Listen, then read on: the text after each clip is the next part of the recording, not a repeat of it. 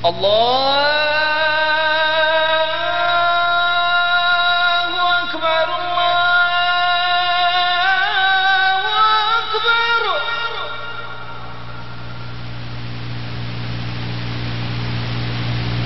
الله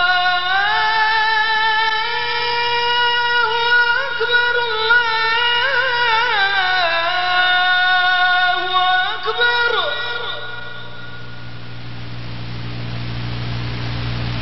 أشهد أن لا إله إلا الله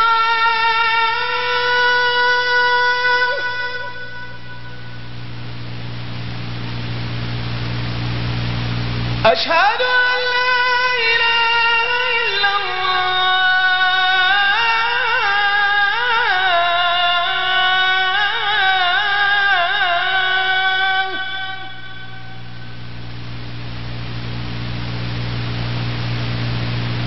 أشهد أن محمدًا رسول الله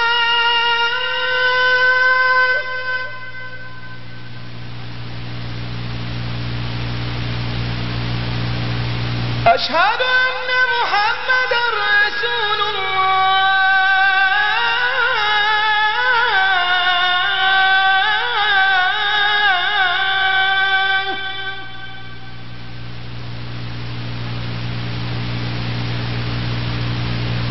حي على الصلاة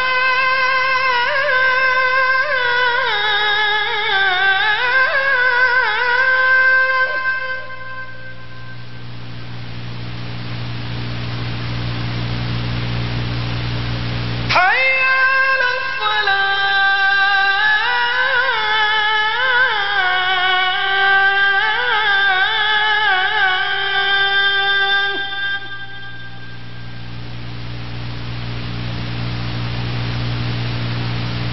حي على الفلاح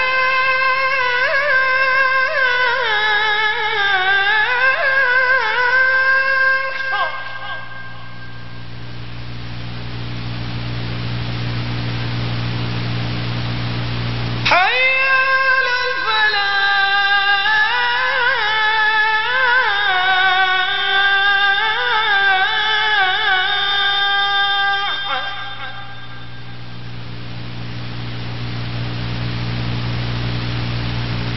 الله أكبر الله أكبر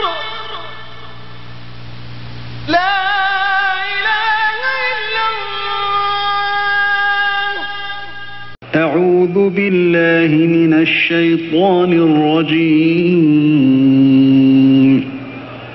بسم الله الرحمن الرحيم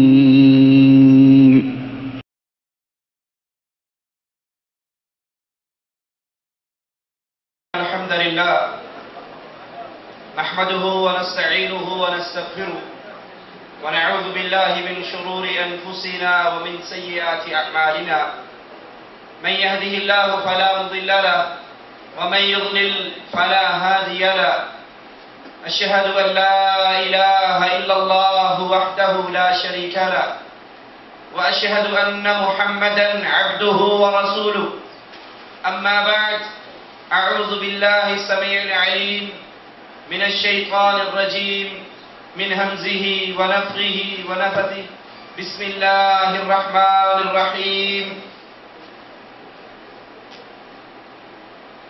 قد أفلح المؤمنون الذين هم في صلاتهم خاشعون والذين هم عن اللغو معرضون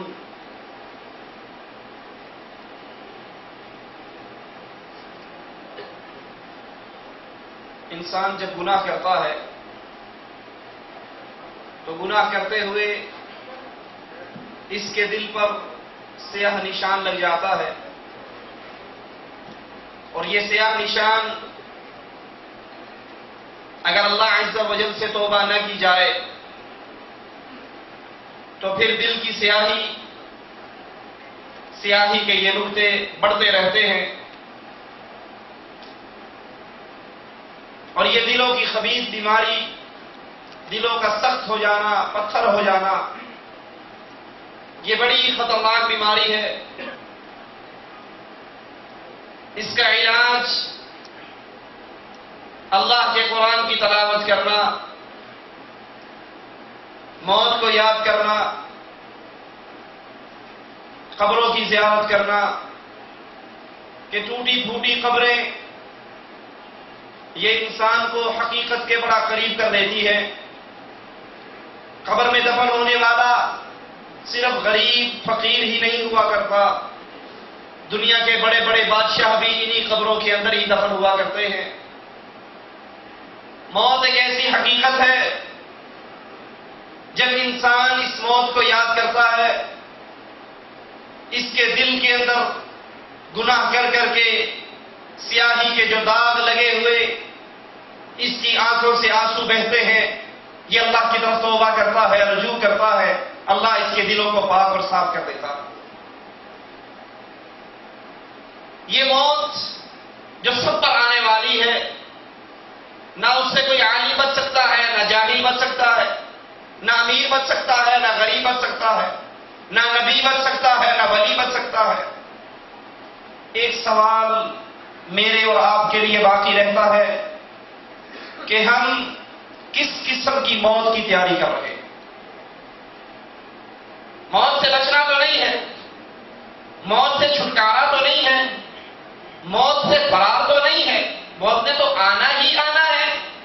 سوال یہ ہے میں اور آپ کیسی موت کو ویلکم کرنے والے ہیں، کون سی موت کو سینے سے لگانے والے ہیں؟ ہماری زندگی کس حال میں گزر رہی ہے کہ اگر اس حال میں موت آ گئی تو ہماری آخرت کا سفر جنت کی طرف ہوگا یا جہنم کی طرف؟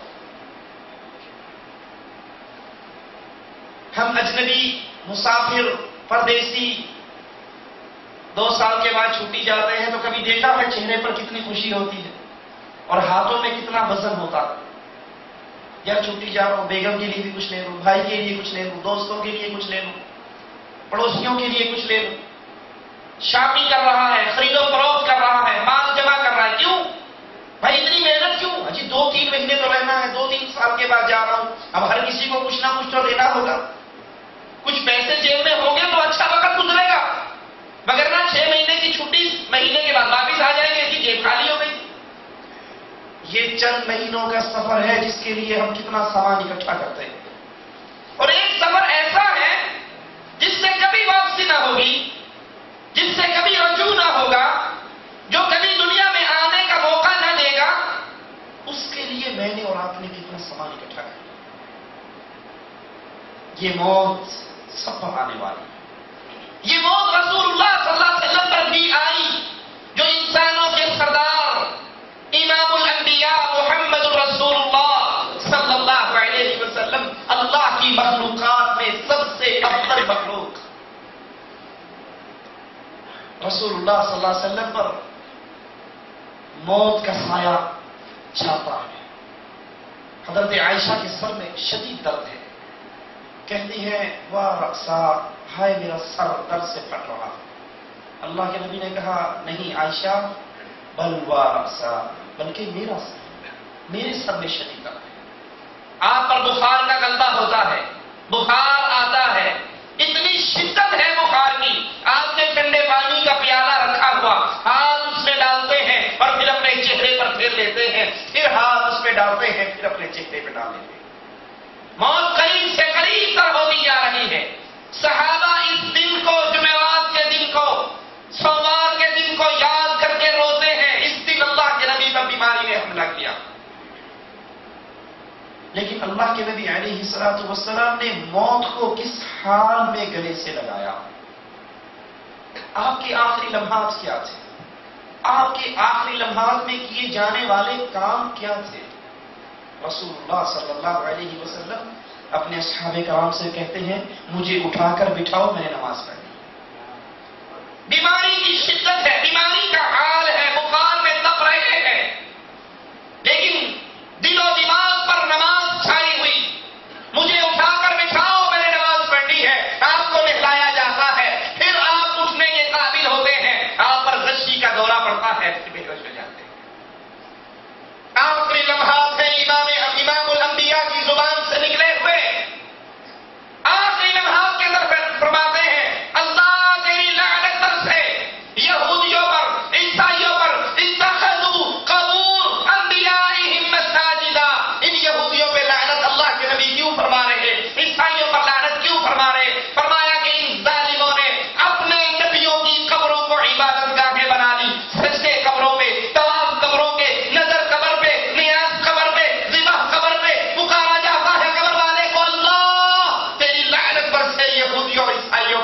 جنہوں نے اپنے نبیوں کی قبروں کو عبادت گاہیں بنا لی. آخری وصیت کرتے ہیں رسول اللہ صلی اللہ علیہ وسلم. آپ کی زبان مبارک سے جملے نکلتے ہیں الصلاۃ الصلاۃ الصلاۃ وما ملکت ایمانکم. نماز کا خیال کرنا، نماز کا خیال کرنا، نماز کا خیال کرنا اور اپنے نوکر چاکروں خداموں کا خیال کرنا. حضرت عائشہ فرماتی ہیں اللہ کے نبی کی انگلی آسمان کی طرف بلند ہوتی ہے، اللہم بالرفیق الاعلی. یہ صدا نکلتی ہے اور آہستہ آہستہ آہستہ آپ کا ہاتھ زمین پہ آتا ہے. میں سمجھ جاتی ہوں کہ اللہ کے نبی مجھے چھوڑ کر اس دنیا کو چھوڑ کر اگلے جہان کی طرف روانہ ہو چکے. لیکن حالت کیا ہے؟ آخری خواہش کیا ہے؟ آخری الفاظ کیا ہے؟ آخری وصیت کیا ہے؟ نماز نماز نماز. نماز کا خیال کرنا، اپنے خادموں کا خیال کرنا. سوچئے جس نبی علیہ الصلوۃ والسلام نے آخری لمحات میں وصیت کے الفاظ ہمارے لیے کہے، ہم نے نبی کی وصیت پر عمل کیا ہے، یہ نبی کی وصیت کو ضائع کر دیا. کتنے ہیں آج جن کو ہفتہ ہفتہ گزر جاتا ہے، جمعے والے دن ہی مسجد ان کا دیدار کرتی ہے، آگے پیچھے وہ اللہ کے گھر میں نہیں آتے.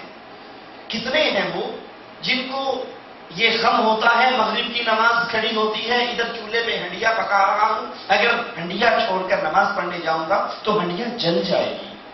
تجھے یہ غم ہے پیارے بھائی کہ ہنڈیا جل جائے گی، اور اگر تو بے نماز ہو گیا تو یہ تیری چمڑی جہنم کی آگ میں جل جائے گی.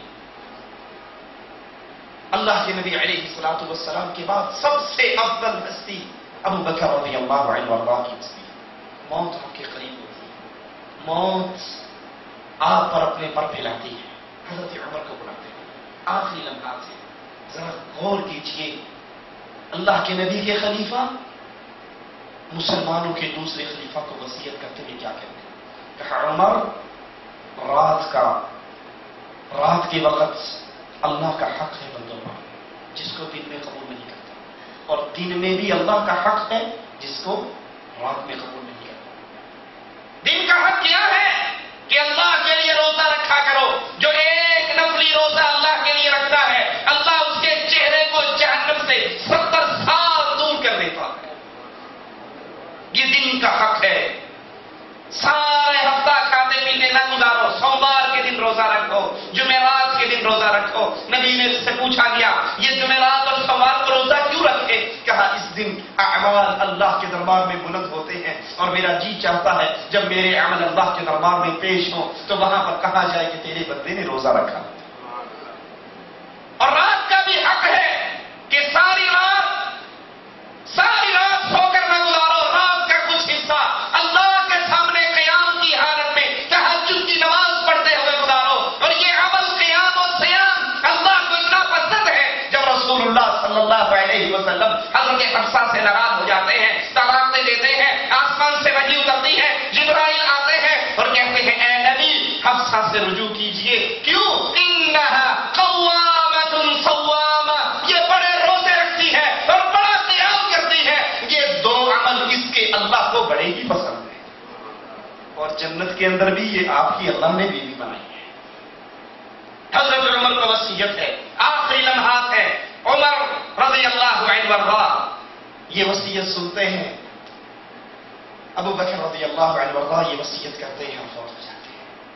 حضرت عمر رضی اللہ عنہ وارضاہ پر موت اپنے پر پھیلاتی ہے. لیکن حالت کیا ہے؟ کنڈیشن کیا ہے؟ فجر کی نماز پڑھا رہے ہیں. ہم میں سے کتنے ہیں جن کی معمول اور روٹین یہ ہے کہ فجر کی نماز مسجد میں حاضر نہیں ہوتی؟ کیا ہم بھی رسول اللہ کی امتی ہیں؟ کیا ہم بھی اللہ کے نبی کا کلمہ پڑھنے والے ہیں؟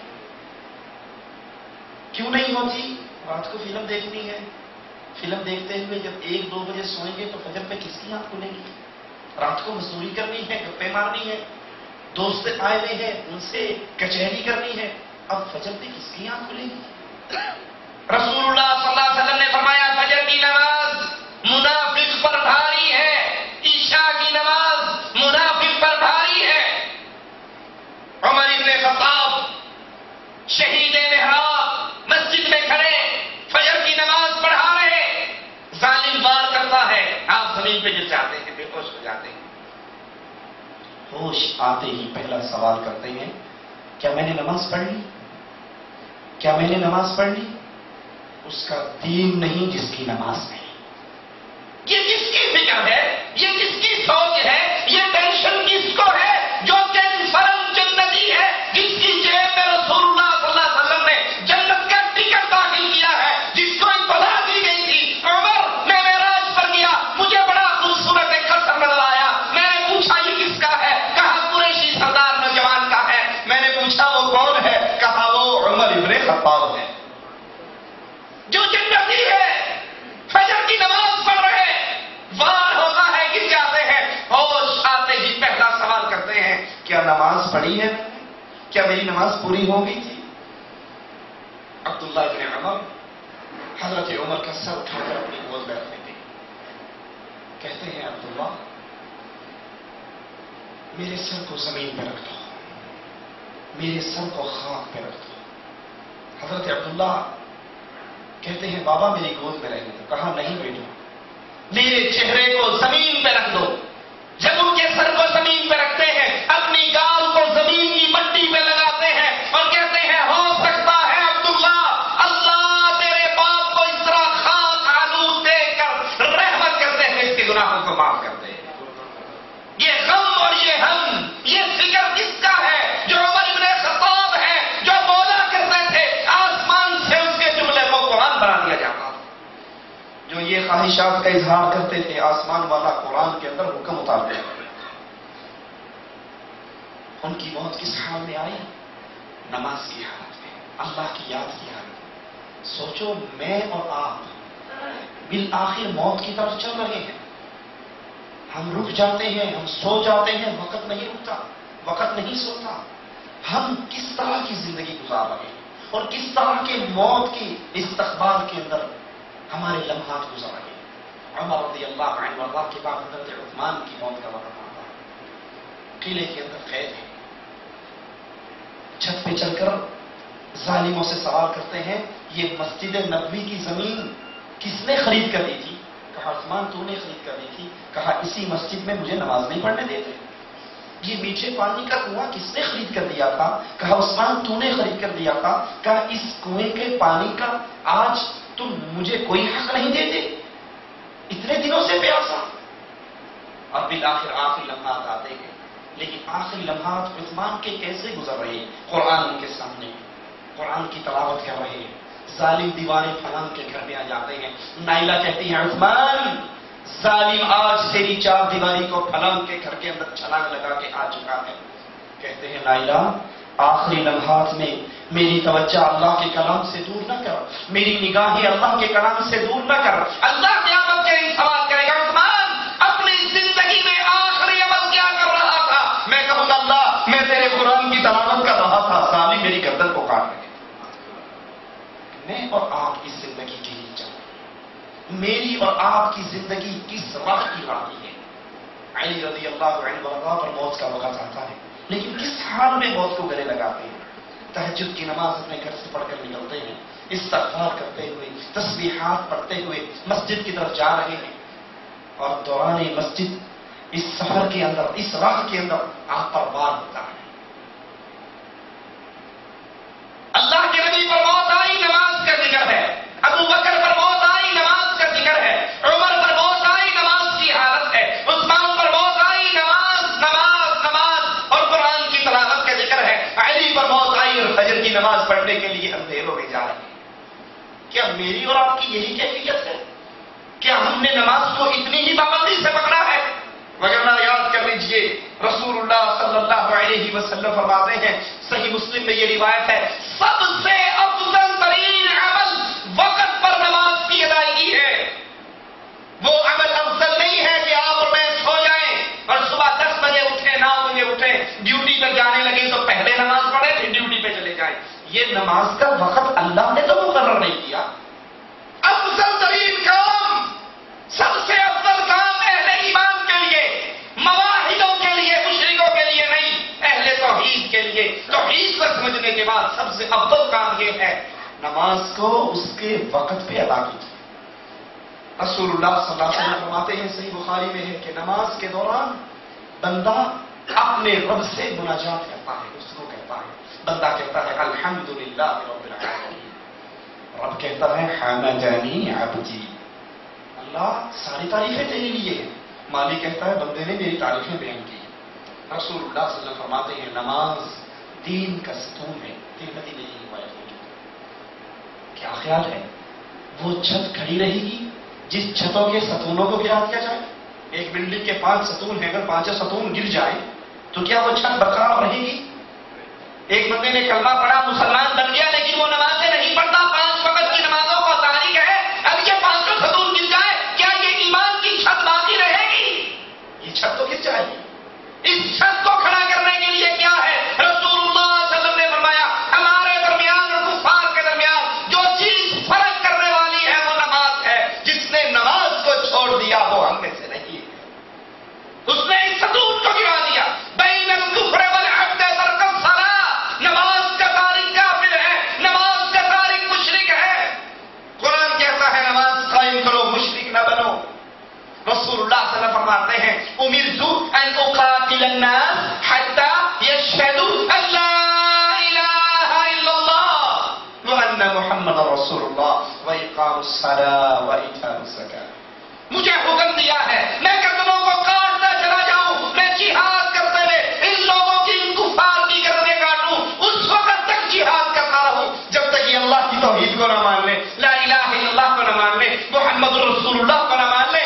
اس کے بعد بریک، کلمہ پڑھ لیا کام ختم. من قال لا الہ الا اللہ دخل الجنہ، ہر کلمہ کو جنت میں جائے گا؟ فرمایا نہیں، ان کی گردنیں میں نے اس وقت تک کاٹنی ہے اللہ کی توحید کو مانے اور پھر میری رسالت کو مانے، نماز قائم کرے، زکات کی ادائیگی کرے. جب یہ کام کر لیں پھر ان کا خون اور ان کی جان مجھ سے محفوظ ہے سوائے حق کے ساتھ. اس کا کلمہ بیکار ہے، اس کا کلمہ فضول ہے، وہ نام نہاد مسلمان ہے، اس میں اور کافر میں کوئی فرق نہیں جو نماز کا تاریخ ہے. جو ایک پڑھ لیتا ہے 4 نہیں پڑھتا، 4 پڑھ لیتا ہے 1 نہیں پڑھتا، اس نے اللہ کو الہ مانا ہی نہیں، اس نے اپنی خواہش کو رب بنایا. ارأیت الذی من اتخذ الہہ ہوا، کیا آپ نے اس کو دیکھا ہے جس نے اپنی خواہشات کو رب بنا لیا؟ خواہش کہتی ہے فجر کی نماز پڑھنے کی ضرورت نہیں، وہ نہیں پڑھتا. اس کا دل کہتا ہے چل کوئی نہیں، کفیل کا ٹائم ہے، ڈیوٹی ہے، ویسے چھٹی ملتی آدھے گھنٹے کی، چلو میں ظہر پڑھ لیتا ہوں، پڑھ لیتا ہے، ظہر پڑھ لیتا ہے. لیکن جب مغرب سے پہلے کام ختم ہوتا ہے وہ کہتا ہے جی مولوی صاحب نہانا بھی ہوتا ہے، کپڑے بھی بدلنے ہوتے ہیں، پسینے کی بو بھی ہوتی ہے، ہنڈی بھی پکانی ہوتی ہے. اب مغرب کی پھٹی کیا ضروری ہے؟ میں نے فجر نہیں پڑھی، میں نے ظہر نہیں پڑھی، میں نے عصر نہیں پڑھی. اب وہ اس نماز کو چھوڑ دیتا ہے. کیوں چھوڑتا ہے؟ اس کا دل کہتا ہے یہ نماز نہیں پڑھنی. تو اس نے اللہ کو اپنا رب نہیں مانا، اس نے اپنے دل اور اپنی خواہش کو اپنا اللہ مان لیا. رسول اللہ صلی اللہ علیہ وسلم فرماتے ہیں نماز نور ہے. صحیح مسلم کی یہ روایت ہے. کیسا نور ہے؟ رسول اللہ صلی اللہ علیہ وسلم فرماتے ہیں کہ اندھیروں میں چل کر مسجد میں جانے والوں کو قیامت کے دن کمپلیٹ کامل نور کی خوشخبری سنا دو. عشاء کی نماز اندھیرے میں ہے، فجر کی نماز اندھیرے میں ہے. جو اندھیروں میں مسجد کی طرف چل کر جاتے ہیں ان کو قیامت کے دن حشر کے میدان میں پورے صراط پر کوئی اندھیرا نہ ہوگا. جنہوں نے اندھیروں میں رب کے گھروں کو آباد کیا، قیامت کے دن ان کے لیے کوئی اندھیرا نہیں ہوگا. پورے صراط میں بھی نور ہے، قیامت میں بھی نور ہے، قبر بھی اسی منور ہے جو اندھیروں میں اللہ کے گھر کو آباد کرتا. حدیث میں آتا ہے جو انسان نماز کے لیے اپنے گھر سے نکلتا ہے، نور کے فرشتے، آسمان کے فرشتے نور کے جھنڈے لے کر اس کے قدم کے ساتھ قدم ملا کر چلتے ہیں. یہ چلتا ہے، یہ قدم اٹھاتا ہے، اس کے گناہ کے رجسٹر میں سے ایک گناہ اٹھا دیا جاتا ہے. یہ قدم زمین پہ رکھتا ہے، نیکی کا اضافہ کر دیا جاتا ہے. من خرج من بیته متطهرا الى المسجد فاجره كالحاج المحرم. جو نماز کا اہتمام ایسے کرتا ہے، ہر نماز کے لیے اپنے گھر سے وضو کر کے نکلتا ہے، اللہ کے نبی فرماتے ہیں اللہ اس کو اتنا اجر دیتا ہے جتنا حاجی احرام باندھ کر حج کے لیے نکلتا ہے. یہ نماز، یہ نور رسول اللہ صلی صلی اللہ علیہ وسلم فرماتے ہیں منافقین پر فجر اور عشاء کی نماز بھاری ہے، اگر انہیں اس فجر اور عشاء کی نماز کے اجر اور ثواب کا علم ہو جائے وہ اس کے لیے دوڑتے ہوئے آئے۔ بخاری اور مسلم کے اندر یہ روایت ہے، رسول اللہ صلی اللہ علیہ وسلم نے فرمایا، صحیح مسلم میں یہ روایت ہے، وہ شخص جہنم میں داخل نہ ہوگا جس نے فجر اور عصر کی نمازوں پر ادائیگی کرتا ہے، استقامت کا اظہار کرتا ہے۔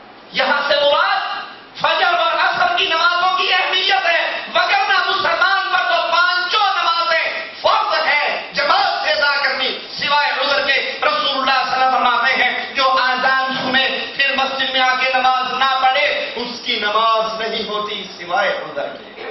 عذر کیا ہے؟ یا تو سو رہا ہے، یا وہ بیمار ہے، چل کر نہیں آ سکتا، تو وہ تو اپنے کمرے میں پڑھے گا، لیکن جو بیمار نہیں ہے، جو سویا ہوا نہیں ہے، جس کو علم ہے کہ یہ اذان ہو گئی نماز کے لیے، وہ کہتا ہے کوئی نہیں، آج تو انڈیا پاکستان کرکٹ میچوں کا فائنل ڈے ہے، تو آج کی نمازیں رکھنے دو، آج تو کرکٹ کا میچ چل رہا ہے، آج ہاکی کا میچ ہے، آج فٹ بال کورے کا میچ ہے، یا یہ ڈرامہ جو ہے یہ لاسٹ سیریز ہے، آخری ڈرامہ ہے، اس کے اندر کہانی اینڈ ہونی ہے، اس میں پتہ لگنا ہے کیا ہوا کیا نہ ہوا۔ اگر میں نے پچھلے 10 ڈرامے دیکھے ہیں، اب عصر کی نماز میں یہ ڈرامہ آ گیا، میں اٹھ کر چلا جاؤں تو ساری کہانی کا مزہ کرکرا ہو جائے گا، تیرے لیے کہانی کا مزہ کرکرا ہو جائے گا۔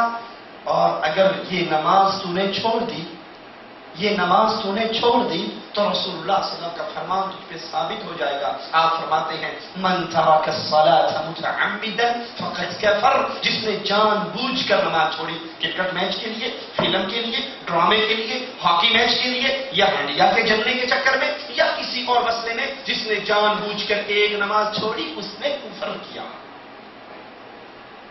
رسول اللہ صلی اللہ علیہ وسلم فرماتے ہیں نماز، بلکہ قرآن پاک کا حکم ہے کہ نماز کے ذریعے اور صبر کے ذریعے اللہ سے مدد مانگو۔ جب بھی اللہ کے نبی صلی اللہ علیہ وسلم کو تکلیف ہوتی، پریشانی ہوتی، تو حضرت بلال سے کہتے ہیں بلال ارحنا یا بلال، بلال اذان دو، نماز کی تیاری کرو، اس نماز سے ہمیں ٹھنڈک ملتی ہے، اس نماز سے ہمیں سکون ملتا ہے، یہ نماز اہل ایمان کو خوشی دیتی ہے، اہل ایمان کی آنکھوں کی ٹھنڈک ہے۔ کیا یہ حال میرا اور آپ کا بھی ہے؟ کیا نماز پڑھتے ہوئے ہمیں بھی سکون ملتا ہے، یا نماز ہمارے اوپر ایک مصیبت اور بوجھ بن جاتا ہے؟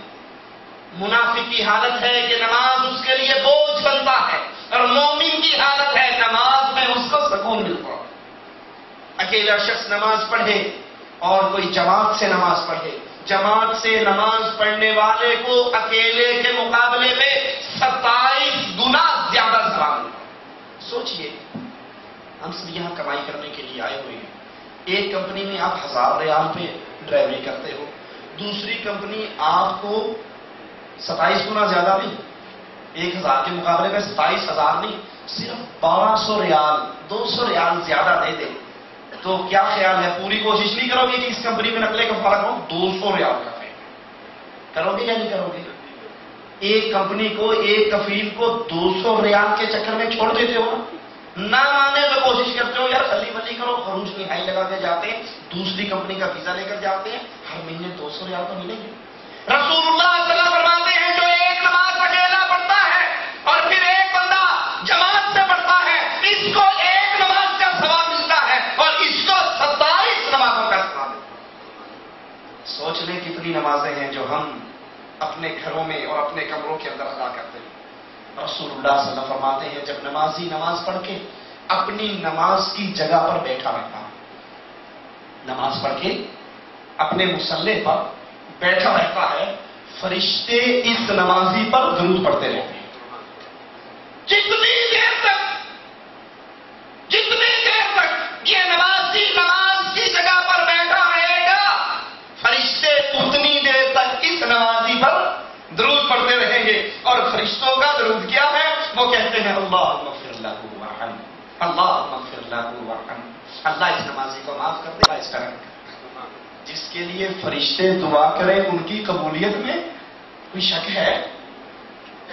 جتنی دیر تک مسجد میں بیٹھیں گے اور ہماری کیفیت کیا ہوتی؟ اندر سلام پھرتا ہے، دوڑ لگاتے ہیں، سب سے پہلے باہر کون نکلے گا؟ کیڑی مصیبت پھنسے پیسہ ہم تک مسے جان چکی. کوئی امام بیچارہ 2 سجدے لمبے کر دے تو بس جی چاہتا ہے کہ اس مسجد کی بڑی لمبی نماز پڑھتے. جو جتنی تیز نماز پڑھائے گا اتنا اس کی مسجد میں رش زیادہ ہوگا. کیوں؟ مومن کی مثال مسجد میں ایسے ہے جیسے مچھلی پانی میں ہے.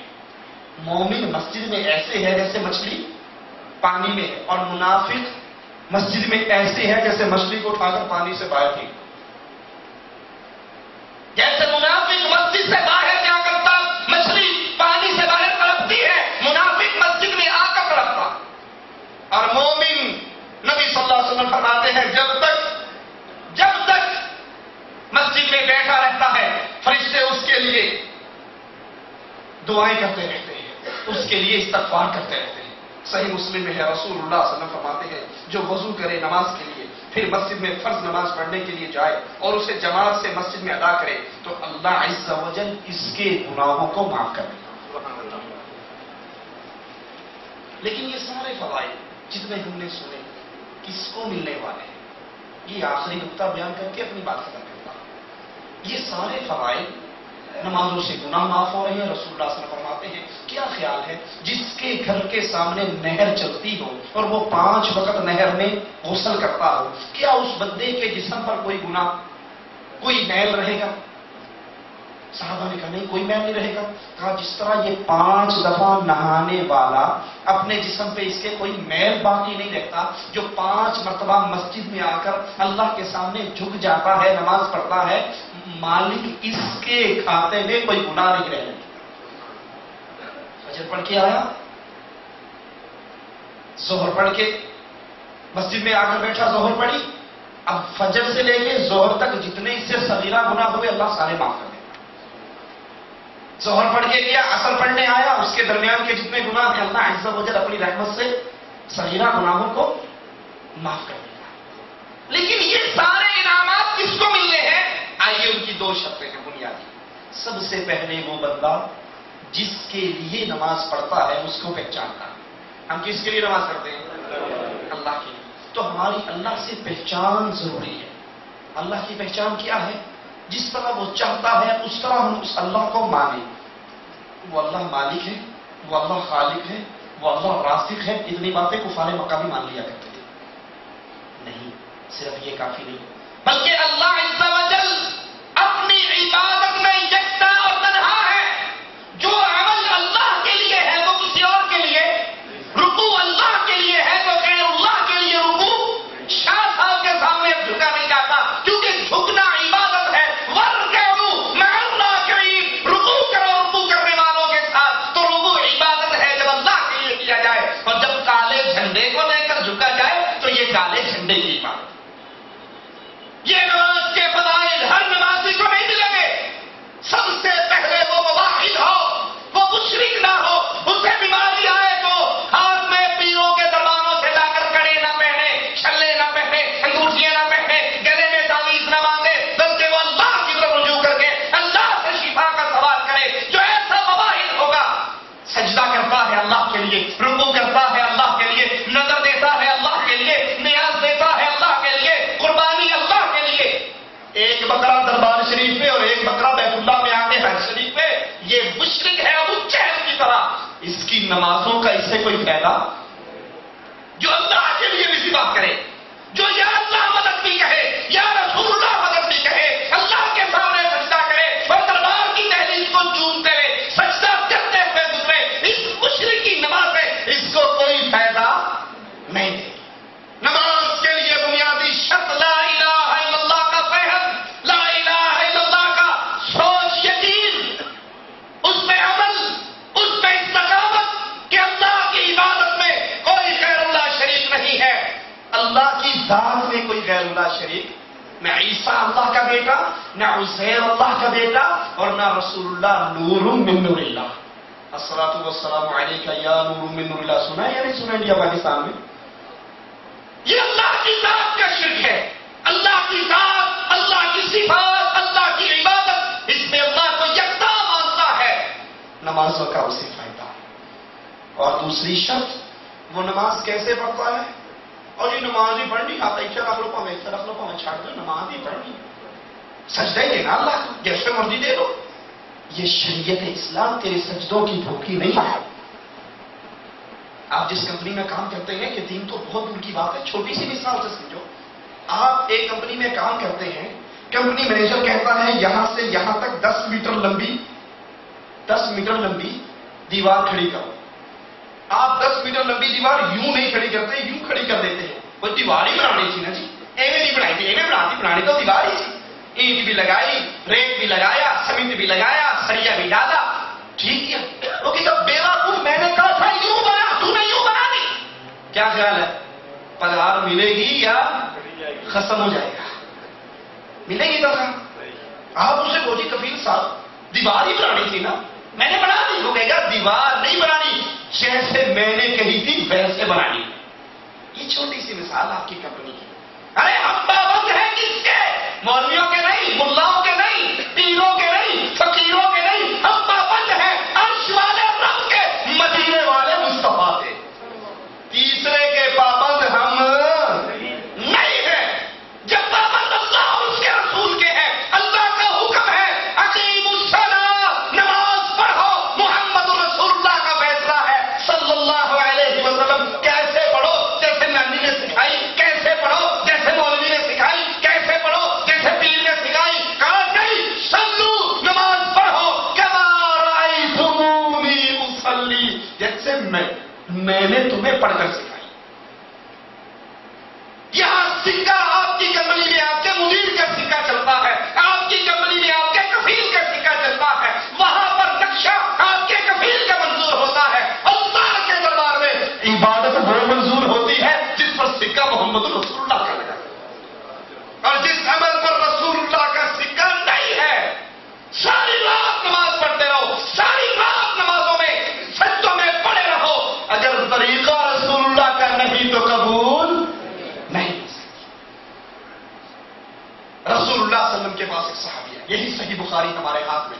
اس صحیح بخاری کے اندر حدیث ہے, ایک صحابی نے آ کے نماز پڑھی اور کہا السلام علیکم یا رسول اللہ, کے نبی آپ پر سلام کیا. آپ نے کہا وعلیکم السلام, ارجع فصلی فانک لم تصلی, نماز پھر پڑھ, تیری نماز. اور نبی نے ہر طریقے سے نماز پڑھی جی, یہاں بھی ہاتھ باندھے, یہاں بھی باندھے, چھوڑے بھی, آمین کہیں بھی نہیں بھی, رفعین کیا بھی نہیں بھی. یہ سارے طریقے, یہ سارے راستے جنت کو جا رہے ہیں. کوئی ادھر سے ہو کر جا رہا ہے, کوئی ادھر سے ہو کر جا رہا ہے. جانا سب نے جنت میں. جنت میں ایک ہی راستہ جا رہا ہے اور وہ راستہ محمد رسول اللہ کا راستہ. دوسرا راستہ جنت میں جو اللہ کے نبی سے ٹکرائے وہ عمل اللہ کے دربار میں قبول نہیں. اس نے پھر نماز پڑھی, اس نے پھر نماز پڑھی. تینوں مرتبہ فرماتے ہیں نماز دوبارہ پڑھ, تیری نماز. وہ بیٹھ گیا, کہا جیسی آتی تھی ویسی پڑھ لی, اب آپ بتاؤ کیسے پڑھو. کہا تیرے رکوع اور سجدے میں اطمینان اور سکون نہیں ہے. نماز ویسے پڑھو جیسے رسول اللہ صلی اللہ علیہ وسلم نے پڑھی, صحابہ کو سکھائی, نبی کو جبرائیل نے سکھائی, جبرائیل کو اس کے رب نے بتائی. یہ صحیح بخاری ہمارے ہاتھ میں ہے. آئیے رسول اللہ صلی اللہ علیہ وسلم کی نماز کا طریقہ, اللہ کے رسول صلی اللہ علیہ وسلم کی حدیث کی اس کتاب سے پڑھے, سیکھے, سنے جس پر مسلمانوں کے کسی جماعت کو اختلاف. صحیح کتاب, اس کا صفحہ 374 ہے. 374 میں 698 حدیث نمبر ہے. عبداللہ ابن عمر روایت فرماتے ہیں, وہ کہتے ہیں رسول اللہ صلی اللہ علیہ وسلم جب نماز شروع کرتے دونوں مونڈوں تک ہاتھ اٹھاتے, اللہ اکبر کہتے. کان یرفع یدیہ حذو منکبیہ, اپنے دونوں ہاتھوں کو اٹھاتے, کندھوں کے برابر کرتے, اللہ اکبر کہتے. نماز کا آغاز کہاں سے ہو رہا ہے جی؟ اللہ اکبر. یہ نماز کا آغاز ہے. ہاتھ کہاں تک اٹھے ہوئے ہیں؟ صحیح بخاری کی حدیث ہے. ہم نماز کا آغاز کہاں سے کرتے ہیں؟ ایک تو ہاتھ اٹھاتے ہیں کانوں تک, کانوں کو گوٹھے لگاتے ہیں, ہاتھ ہمارے سر سے بھی اوپر ہوتے ہیں. میں نیت کرتا ہوں نماز کی, نماز چاہتا پیچھے سے امام کے منہ میرا کہاں کا بھائی واس صلی اللہ علیہ وسلم, سچے کوئی نہیں, ادھر بھی کوئی نہیں, اتنے بھی کوئی نہیں, تلے کوئی نہیں, اللہ. یہ 1.5 گز کی آپ نے نیت کہاں سے بنا لی ہے جی؟ مولوی صاحب نیت نہیں کریں گے تو نماز ہی نہیں ہوتی. نیت نہیں کرو گے نماز نہیں ہوتی, بات ٹھیک ہے, لیکن نیت تو دل کا ارادہ ہے. زبان سے بولنا تو نیت نہیں ہے. مثال دے کے بات آگے چلاتا ہوں. آپ کی امی جان کہیں بیٹا آؤ روٹی کھا لو. روٹی کھانے کی نیت ہو, آپ اخبار پڑھ رہے ہیں, اخبار چھوڑ کے ہاتھ دھو کے دسترخوان پہ جا کر بیٹھ کے بسم اللہ پڑھ کے لقمہ توڑ کے منہ میں ڈالو گے نا, ایسے ہی کرو گے. نیت ہر کام کی ضروری ہے. کسی نے وہاں بھی نیت کی, میں نیت کرتا ہوں روٹی کھانے کی, 2 روٹیاں کھاؤں گا, 1 پلیٹ سالن کھاؤں گا, 1 گلاس پانی پیوں گا, دائیں ہاتھ سے منہ کے واسطے, پیٹ کے واسطے, سامنے امی ادھر, ابو ادھر, باجی بسم اللہ. نیت کی کبھی کسی نے؟ نیت ضروری ہے یا نہیں؟ آپ کہو گے مولوی صاحب آپ کا دماغ خراب ہے. جب میں نے اخبار پڑھتے ہوئے اخبار کو رکھ دیا اور ہاتھ دھو لیے اور چل کر دسترخوان پہ آ کر بیٹھ گیا, تو یہ روٹی کھانے کی نیت ہی تو تھی جس نے اخبار چھلوایا, جس نے ہاتھ دھلوائے. اب زبان سے کہنے کی کیا ضرورت ہے کہ آگے یہ, پیچھے وہ ہے, دائیں وہ ہے, بائیں وہ ہے, اوپر یہ, نیچے یہ کہنے کی کیا ضرورت ہے؟ ہم بھی یہی کہتے ہیں پیارے بھائی, تو اپنے کمرے میں سویا ہوا تھا, الارم ہوا کہ نماز کا ٹائم ہو گیا, تو اٹھا, نیند اپنی ختم کی, دروازہ لاک کیا, جیب سے مسواک نکالی, منہ میں مسواک کیا, جا کے استنجا کیا, پیشاب کیا, طہارت کی, وضو بنائی اور پھر چل کر مسجد میں گیا. تو نے دروازہ کیوں بند کیا؟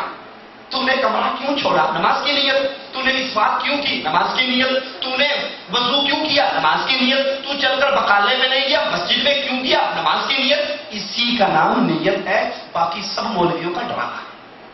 ایک اور موٹی سی بات سمجھا کے بات آگے چلاؤں. نیت پٹھان پشتو میں کرتا ہے, پنجاب والا پنجابی میں کرتا ہے, ہندو والا ہندی میں کرتا ہے, سندھ والا سندھی میں کرتا ہے, انڈیا والا ہندی میں کرتا ہے. ہر بندہ اپنی اپنی زبان میں نیت کرتا ہے. اور نماز کی زبان میں پڑھتے ہیں. پشتو میں نماز ہو جائے گی, سرائکی میں ہو جائے گی, پنجابی میں ہو جائے گی. کیونکہ مولوی صاحب بڑا دماغ خراب ہے.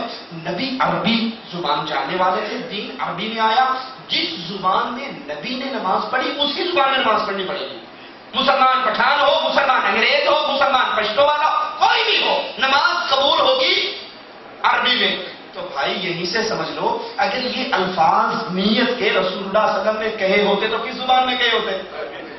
عربی میں. تو ہم جس طرح نماز عربی میں پڑھنے کے پابند ہیں, نیت کی زبان میں کرتے ہیں عربی میں. اب ہر بندہ اپنی اپنی زبان میں کر رہا ہے, جس سے بات واضح ہوتی ہے. ایک بعد ٹچ لگ گیا ہے, ویلڈنگ بات ہو گیا ہے, اصل نار نہیں سی. یہ بات کہہ رہا ہے رسول اللہ صلی اللہ علیہ وسلم نے نماز کا آغاز کیا, اللہ اکبر. صحیح بخاری ہے, عبداللہ ابن عمر بیان فرماتے ہیں, اللہ اکبر کہا, اپنے ہاتھوں کو, کانوں کو نہیں پکڑا, سر سے اوپر نہیں کیے, اپنے ہاتھوں کو حتی حتی من کے دے, اپنے کانوں, اپنے کندھوں کے برابر اپنے ہاتھوں کو اٹھایا. اور پھر اٹھانے کے بعد, یہی صحیح بخاری ہے, اس کا صفحہ 376 ہے, حدیث نمبر 703 ہے.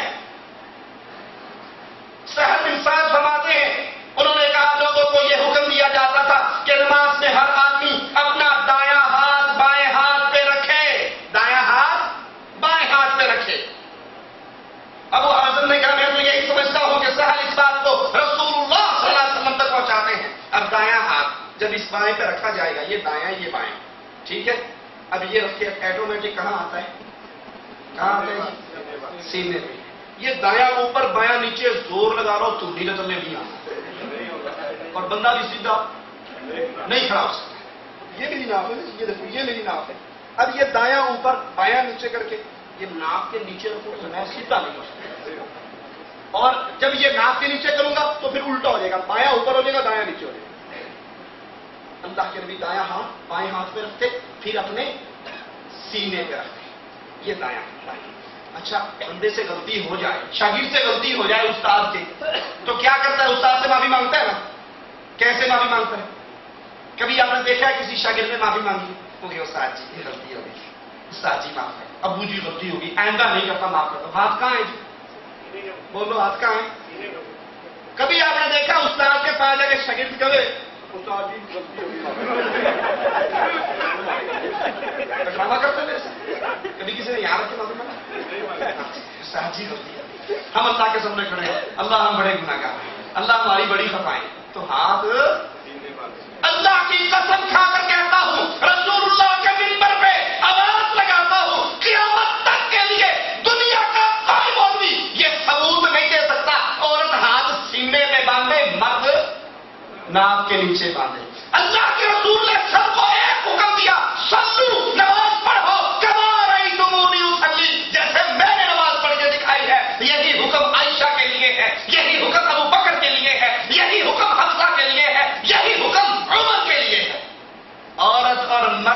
نماز کے طریقے میں کوئی فرق موجود، پردے میں فرق ہے کہ مرد کا سر ننگا ہو تو نماز ہو جائے گی، عورت کا سر ننگا ہو تو نماز کا طریقہ وہی ہے، عورت بھی سینے پر باندھتی ہے، مرد بھی سینے پر باندھتے ہیں۔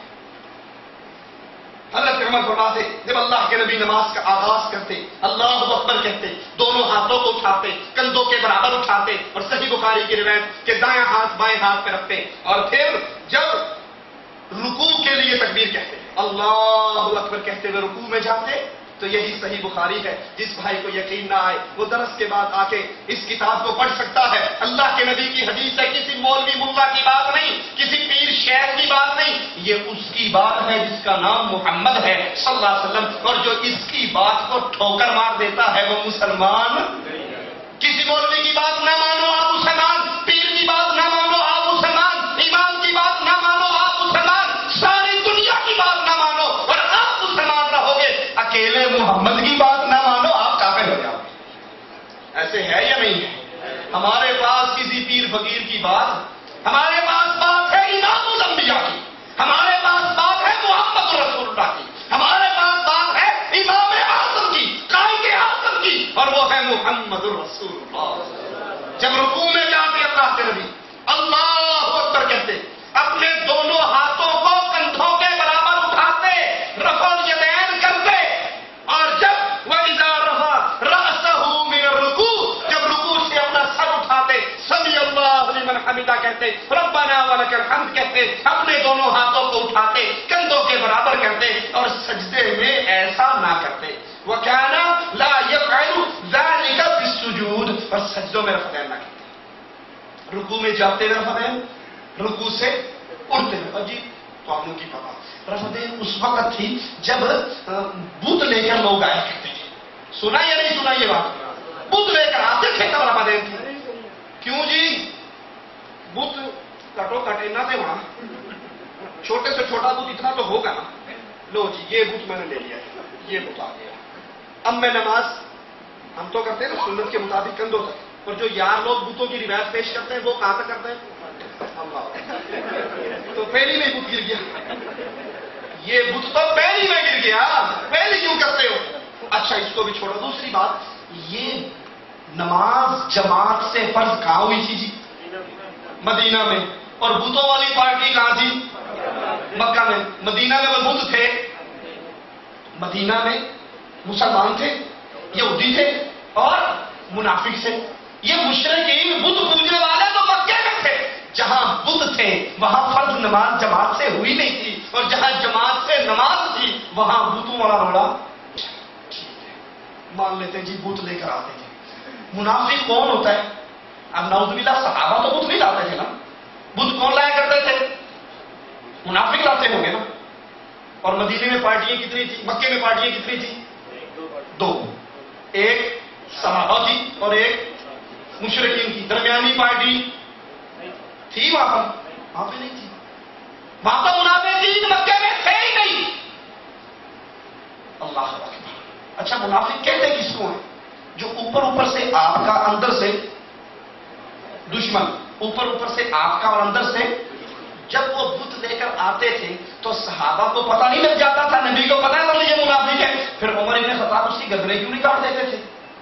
یہ جھوٹ ہے مولویوں کا، یہ بتوں کی بات من گھڑت ہے، بنائی ہوئی قصہ ہے، made in India, made in Raiwind, made in Pakistan, made in Deoband بات ہے، یہ جھوٹ بولتے ہیں۔ رسول اللہ صلی اللہ علیہ وسلم کی نماز صحیح بخاری میں، اور اس حدیث میں کوئی کلام نہیں ہے، صحیح حدیث ہے، سلسلۃ الذہب کی روایت ہے، اللہ کے نبی رکوع میں جاتے ہوئے رفع الیدین کرتے تھے، رکوع سے اٹھتے ہوئے رفع الیدین کرتے تھے۔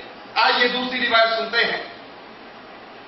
عبداللہ بن عمر فرماتے ہیں 699 حدیث نمبر ہے کہ رسول اللہ صلی اللہ علیہ وسلم جب نماز پڑھتے، کھڑے ہوتے، تکبیر تحریمہ کے وقت اپنے دونوں ہاتھ مونڈوں کے برابر اٹھاتے یعنی رفتین کرتے، اور جب رکوع کے لیے تکبیر کہتے جب بھی ایسا کرتے، جب رکوع سے سر اٹھاتے اس وقت بھی ایسا ہی کرتے، اور فرماتے سمیع اللہ لمن حمدہ۔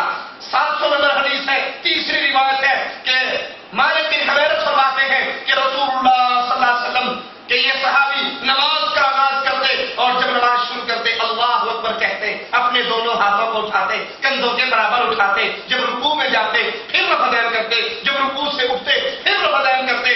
ابو حمید ساعدی کی روایت اسی حدیث کے نیچے ہے کہ آپ اپنے ہاتھوں کو کندھوں کے برابر، مونڈھوں کے برابر اٹھاتے۔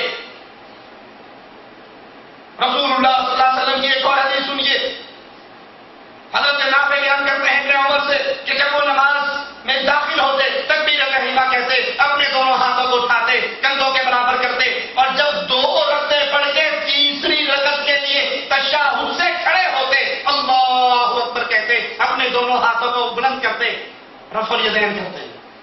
رفع الیدین نماز میں کتنے موقعوں پر ہیں؟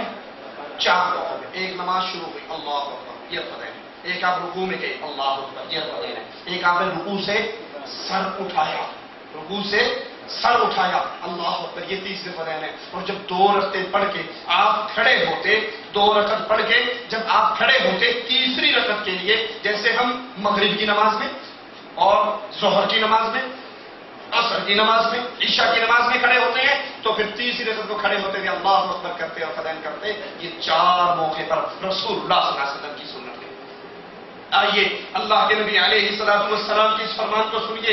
اللہ کے نبی فرماتے ہیں لا صلاۃ لمن لم یقرأ بفاتحۃ الکتاب، جو نماز میں سورۃ فاتحہ نہیں پڑھتا لا صلاۃ، اس کی کوئی نماز، وہ امام ہو، وہ مقتدی ہو، وہ فرض ہو، وہ سنت ہو، وہ نفل ہو، وہ عید ہو، وہ جنازہ ہو، وہ استسقاء کی نماز ہو، وہ خوف کی نماز ہو، ہر نماز جس کو لفظ نماز جس پر فٹ ہوگا، رسول اللہ صلی اللہ علیہ وسلم کا فرمان ہے لا صلاۃ لمن لم یقرأ بفاتحۃ الکتاب، جو فاتحہ نہیں پڑھتا اس کی نماز نہیں ہوتی۔ اور جی آپ کو کیا پتا، قرآن پاک میں نہیں آیا اذا قرئ القرآن فاستمعوا له، جب قرآن پڑھا جائے خاموش رہو۔ آپ کہتے ہو فاتحہ نہیں پڑھو گے نماز نہیں ہوگی۔ پیارے بھائی یہ آیت کس پہ اتری؟ رسول اللہ صلی اللہ علیہ وسلم پہ اتری۔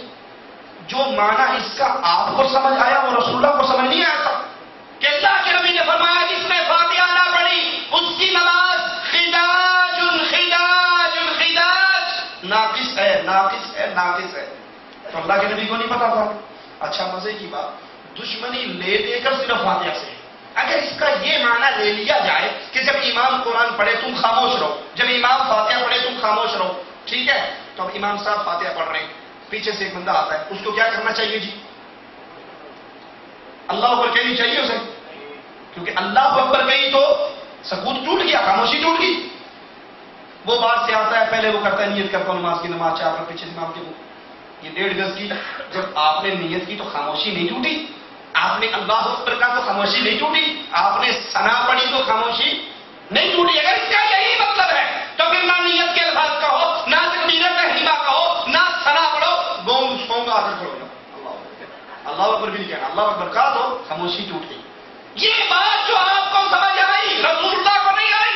اللہ کے نبی نماز پڑھا رہے، پیچھے صحابہ پڑھ رہے، نماز سے سلام پھیرا، آپ نے کہا تم میرے پیچھے کچھ پڑھتے ہو، مجھ پہ قرآن پڑھنا مشکل ہو گیا۔ صحابہ نے کہا جو آپ پڑھتے ہیں وہ ہم پڑھتے ہیں۔ آپ نے کہا میرے پیچھے کچھ نہ پڑھو الا بأم القرآن، سوائے فاتحہ کے، جو فاتحہ نہیں پڑھتا اس کی نماز نہیں ہوتی۔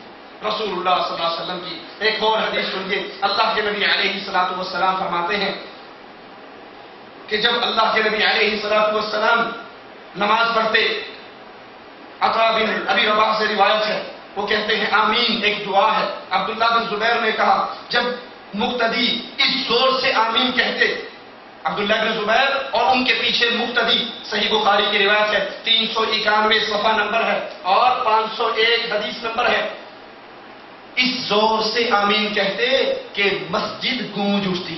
ہمارے کہتے ہیں آمین نہیں کہنا، اور وہ غلطی سے کوئی بغیر آمین والی مسجد جا کے آمین کہہ دینا تو سلام پھیرتے پہنچا کہ ایک خرچ کرنے ماری، ایک دفعہ نہیں 1000 دفعہ کے واقع کون ہے جس نے کہا آمین؟ اور یہ صحیح بخاری ہے، ان بھائیوں کو جا کر بتاؤ، اللہ کے نبی کی حدیث ہے۔ عبداللہ بن زبیر فرماتے ہیں کہ وہ اور ان کے مقتدی اس زور سے آمین کہتے کہ مسجد گونج اٹھتی۔ ابو ہریرہ رضی اللہ عنہ وارضہ امام کو آواز دیتے کہ دیکھو ایسا نہ کرنا کہ میری آمین جاتی رہے۔ اور رسول اللہ صلی اللہ علیہ وسلم فرماتے ہیں جب امام کہے غیر المغضوب علیہم ولا الضالین فقولوا آمین، امام جب یہ آیت پڑھے تم زور سے آمین کہو۔ کیوں؟ تم زمین پہ آمین کہتے ہو، آسمان پر